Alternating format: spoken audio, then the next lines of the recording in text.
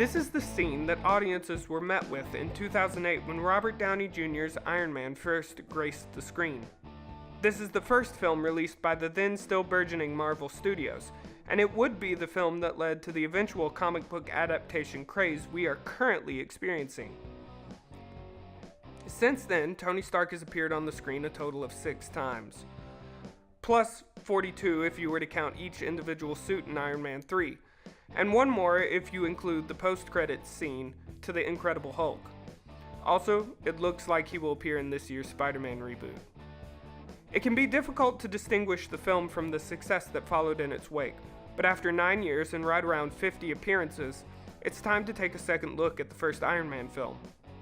Iron Man is a Western.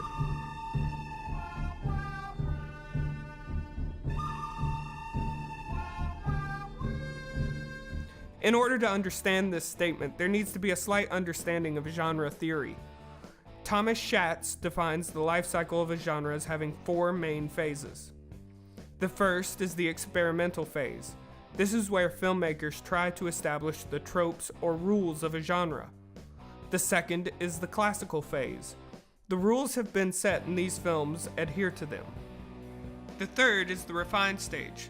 This is the point where filmmakers begin to break those rules.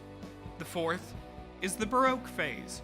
This is where the tropes are broken beyond repair. The classical example of this for the Western is Blazing Saddles. But this is also where films like Star Wars and Iron Man fit in. If done correctly, the Baroque phase will usher in a new experimental phase, as was the case for both of these films. In The Genius of the System, Schatz examines the musical and Western genres and details common tropes for both.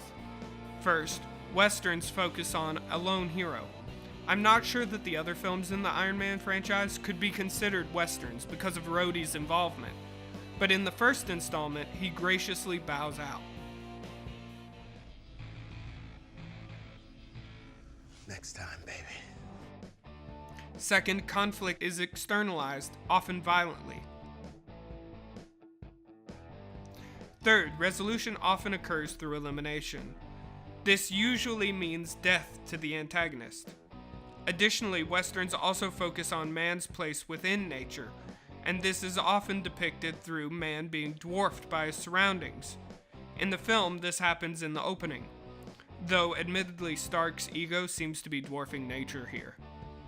Finally, the Easterner, Westerner, and villain are depicted through the colorings of their clothing.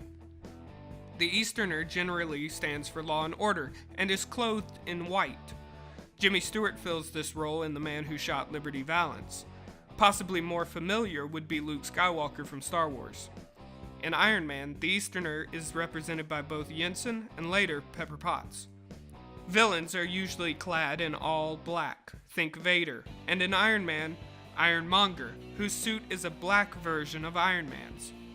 Finally, we have the Westerner, who unites the two. He's a hero who plays by his own moral code, Han Solo. And in Iron Man, Stark himself, who, when he isn't off gallivanting in his brightly colored suit, wears a black and white dress suit. Based on where Iron Man is located in the genre cycle, it is only necessary for the film to meet most of the criteria. However, in my opinion, it meets just about all of them, the glaring omission being its present-day setting. While Iron Man fairly faithfully sticks to the Western formula, it did go on to spark the newest phase of superhero films, and as a result, I think its connection to the Western has been generally overlooked. I think that's the longest one yet. I know it was from an editing standpoint. I grew a beard during the editing phase.